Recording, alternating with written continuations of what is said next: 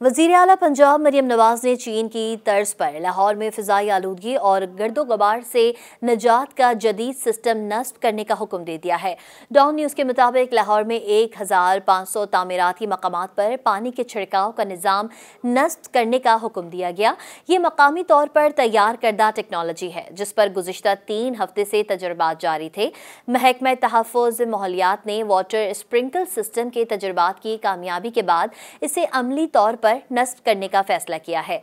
वज़ीर आला ने LDA और कम्युनिकेशन एंड वर्क्स महकमे को फौरी तौर पर वाटर स्प्रिंकल सिस्टम लगाने की हिदायत जारी की है।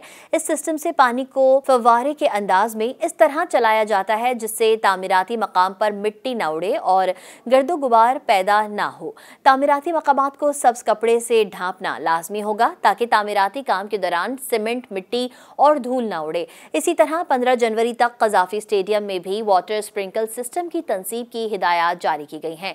पंजाब की सीनियर वजीर मरियम औरंगजेब ने बताया कि 10 फरवरी के बाद पानी के छिड़काव के तरीक़ेकार पर अमल न करने पर मुकदमा दर्ज होगा।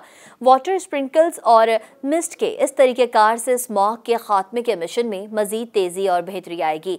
उन्होंने कहा कि पंजाब हुकूमत फ़िज़ाई आलूदगी के खिलाफ 9 माह से जंग लड़ रही है, लेकिन माहौलियाती बेहतरी के लिए अवामी रवैयों में तब्दीली, शहरियों का ताउन, जदीद मशीनरी और तरीक़ों का इस्तेमाल ज़रूरी है। मज़ीद न्यूज़ अपडेट्स और डिजिटल स्टोरीज के लिए सब्सक्राइब करें डॉन न्यूज़ पाकिस्तान।